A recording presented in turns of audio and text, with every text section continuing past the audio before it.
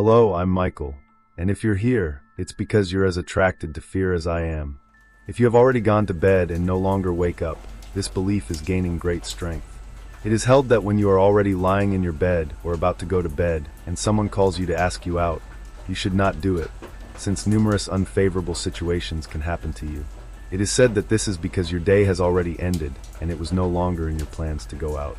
However, by doing this, you change the course of your life, causing adverse situations to haunt you, and you may no longer return home. It's just a conviction, or perhaps numerous coincidences. Well, tonight you will have the opportunity to listen to 4 stories that have been sent to me, and let's start with that of Lazaro Hernandez, who communicates to us from Oaxaca. We start. My coworkers make fun of me because I think that when you are already asleep and someone calls you, you should never go out. I have already rejected their calls in the early morning, but they do not know what I have experienced. Let's see, I lived in a small town in Oaxaca, and it was in that place where I got my first job in a medium-sized store, where my hours were from 8 to 8, Monday to Saturday. On Sundays I took a break, and during the first days, I noticed that on Saturdays my classmates always went partying. I hardly leave. I don't attend events, just from work to home and back. However, one Saturday I was absent. I told my superior that I was very ill, but it was just a lie. I was just very lazy, and my colleagues knew this. That night, when I went to bed around 11 p.m., my cell phone started ringing while I was sleeping. When I answered that call, it was midnight. Well, I answered. From the other side of the speaker, I heard the intoxicating voices of my coworkers. They asked me to go drink with them. I told them no, I was already asleep. They scoffed and started insisting on me. Some nasties started claiming it was boring. It was in this place that I hung up and went to bed. After 10 minutes, the cell phone woke me up again. I resolved the call, and they asked me to come again. They assured me it would be a memorable night full of memories. In order not to be monotonous and a spoil sport, as they claimed, I agreed to participate. However, I let them know to come get me, so I gave them my location, and within 10 minutes, they were downstairs honking for me to arrive. I went down the stairs, but just before entering the street, I experienced a bad mood, a scent that I neglected and left. My friends were happy to see me, and I got into the vehicle where 2 other friends were. Everyone was already half drunk, so I asked them to behave calmly, but they didn't take me into account. They began to move at high speed through the streets and jump over speed bumps. We headed to a main road. They informed me that we would go to another town, which is 30 minutes away. My colleague drove for 10 minutes on that road, leaving the town behind and entering an isolated and gloomy region. Fortunately, we managed to successfully reach the first gas station on the route. While my friend was filling the tank, another colleague went down to buy more beers at the OXXO there. When he was shopping, I watched from a distance as a large black tinted van parked at the OXXO, and from there a man with a peasant appearance got out. Seeing him, my friend started to cry, but he didn't consider it. He was already consumed and did not know what he was doing. When they handed him the beers, my colleague took a glass one, distanced himself from the man, and poured the beer on his windshield. The beer crashed him. My friend started running in our direction.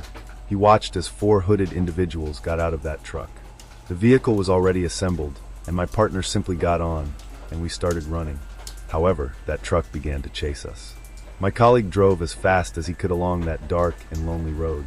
On 2 occasions we almost fell into the void, but we managed to drive the vehicle. However, that truck did not allow us. The truck caught up with us on a straight line and crossed us, forcing my partner to brake. 4 hooded individuals and the man got out of the truck, all pointing long rifles at us. Watching this made our skin crawl. My heart was beating 1,000 times an hour, and I began to break out in a cold sweat.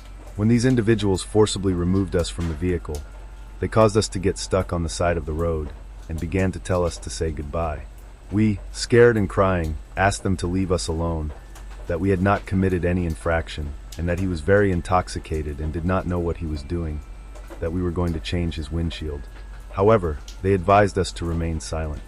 Only the same phrase echoed in my mind: I shouldn't have gone out, I shouldn't have gone out.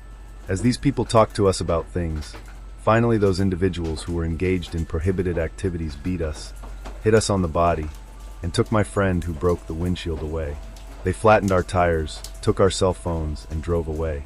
They left us there, scared, nervous, and crying with fear. In power, we returned to the town.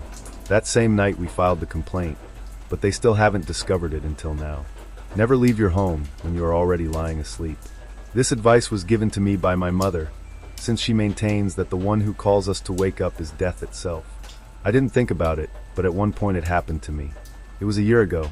I was studying at the university, and once I left, I returned home.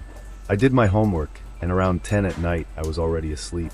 I was exhausted from carrying out so many tasks and obligations that I ignored that my friends had already checked more than 10 times. I looked at the clock, and it was already 11 in the afternoon. They left me a message indicating that they were meeting some guys, and I was attracted to one of them. But I didn't think twice and opted to stay in my bed to rest better. At about 2 a.m., they pointed at me again, and I responded for educational reasons. A friend told me that they were still waiting for me, but I told them no, I wouldn't go. He persisted by assuring me that the guy I was attracted to was asking questions for me. The emotions overcame me, and I stood up. However, it was at that moment that I remembered what my mother told me. Maybe death is calling me. Therefore, I turned off my mobile, went back to bed, and went to bed. I woke up around 7 a.m. He went to university, and there I realized something. My colleagues had not shown up. Maybe because of the hangover, I thought so. Therefore, I continued my day as usual. However, they did not arrive at the university on the second day either. Not on the third day either. And it was in the room when I became alarmed, since no one answered the messages or calls. Therefore, I went to Marisol's house, my closest friend. I asked about her, and her mother, with tears in her eyes, told me that she was in very serious condition in the hospital. She was in the company of my other friends, and since around 3 in the morning, they were speeding so much that they collided with a cargo truck. The driver was going in the opposite direction, and on a curve they collided. The two in front died immediately. Those who were left behind, that is, my friends, suffered serious injuries, and 2 of them lost their lives, including Marisol, my closest friend. In relation to that conviction of not going out when you are already asleep, I have a story. Maybe many interpret it as a coincidence case, but not me. One night I participated in a family gathering. They were celebrating my grandmother's anniversary. Everything was in order, and the celebration was entertaining and healthy. But suddenly, my Uncle Pedro from high school appeared. He just greeted us and headed to his room to go to bed. As time went by, we had run out of alcoholic beverages, so my aunt decided not to disturb anyone and woke up my Uncle Pedro to eat. He didn't want to, and we even heard him somewhat disturbed, saying that he just wanted to go to bed. However, my aunt scolded him and forced him to visit the store to buy drinks. My uncle felt very offended, and I told him that I was accompanying him, but he rejected me. He left the house, and my aunt, somewhat disturbed, exclaimed, "Oh, these young people." In short, we continued with our customs, dancing, singing, and eating. However, 3 minutes later some shots were heard in several streets. We got scared, and we all started searching for Pedro. We found him on the path. He had a fractured lip and the same eyebrow. That night they had attacked him, and since he only had soda, they attacked him with several shots in the air. At that moment, I remembered that he was already asleep, and it was not necessary to wake him up, since it is a very inappropriate idea. And regardless of whether you share this belief or not, be very careful. Before continuing, if you like my content, leave your like, subscribe, and tell me when you dare to listen to these dark stories. Now, without further interruptions, let's continue our activities. Today I want to tell you what happened with my son. I had friends who really enjoyed partying, but it wasn't about consuming alcohol, but about going out for a drive, arriving at a tourist town and eating there. Every Friday they did it. However, one night while my son was dozing, they arrived. For him, the trip turned out to be a surprise, given that days later it would be his birthday, and they would take him to Puebla. Upon arrival, I told them to come back tomorrow since he had already slept and couldn't go out that way. I thought they understood, but no. They pointed to my son, and he answered. I watched as he got out of bed and put on his clothes. When leaving his room, I warned him not to go, that it was very risky to go out when one was already in bed, since something very bad could happen to him. He mocked my conviction and told me not to care, that he was fine. However, I insisted again. I asked him not to go out, to please stay home, but he didn't listen to me, so he left with his friends. I thought maybe I was getting exhausted, so I tried to calm down. I went to bed, but precisely at 4 in the morning I woke up to a call. It was a traveling vehicle.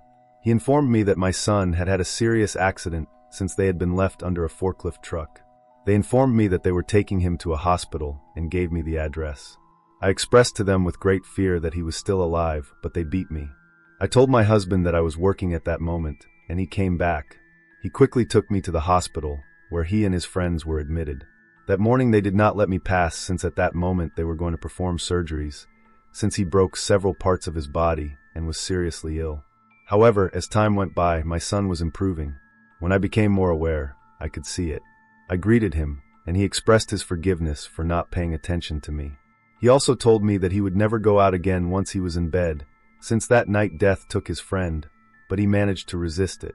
Several years have passed since that event, and despite having traces of that accident, he managed to survive. From that moment on, he no longer appears to be already asleep. I have observed him. He has been invited to celebrations or to go out, but he no longer accepts. This was my experience, and the things I experienced with my son. I have heard the stories that are kept about that dark belief, and one occurred to me that is not so pleasant, but it impacted me deeply. I'll provide you with some context. I am currently 23 years old. However, since I was a teenager, I have had my best friend, my dog, named Rocky. I adopted him when he was just a little stray puppy. When I moved in, I simply took it from my parents' house. One Sunday, I still remember precisely, I was watching television, and suddenly the light on the entire wall went out. I needed dinner, so I went to the store to buy some candles and put them on the table. I turned them off and had dinner. I was already sleeping peacefully at 11 p.m., but someone opened my door. I woke up and opened it. I found a neighbor. He told me that if I asked him please, he could take him on a trip. I'm a taxi driver, and well, I couldn't say no since he looked very worried. In reality, he felt that he didn't need to leave. However, I was so naive that I went into the kitchen, grabbed the vehicle keys, and left. I didn't turn off the candles in the dining room. I left and asked what his urgent need was. He told me that he was just planning to meet someone. The tour lasted an hour. When I returned home, I noticed that a lot of smoke was beginning to emanate from it. Therefore, I opened it as quickly as I could, and all the black smoke emerged. I noticed that my wooden table was on fire. With a wet cloth on my nose, I decided to open the window and quickly went to look for water to put on the table. I controlled the fire, and just at that moment, the light shone again. It was at that moment when I discovered my best friend, my dog, hidden under another table. But he was no longer alive. He had fallen into the smoke that was trapped in the kitchen. It seems he was just trying to get to the food he had left on the table. And they started with the towel, and then with that wooden table. It hurt me so deeply that I blamed myself for being so careless and going out that night. Audience, good evening. I trust you are in good shape and prepared for tonight's additional story. Smithy Glassworks in a narrative of a funeral. You are ready, let's move on. A few years ago, I had the responsibility of managing a temple in the company of my father-in-law, a brother-in-law, and another colleague. During that period, a woman also died during childbirth, and Mass was celebrated for her and her baby. At the end of the Mass, everyone left the mother's body. However, they forgot about the baby. When I saw him, I thought about what to do, so I decided to take him to the float. However, when I carried it, it became extremely heavy, approximately 30 kilos. At that moment I experienced a chill throughout my entire body.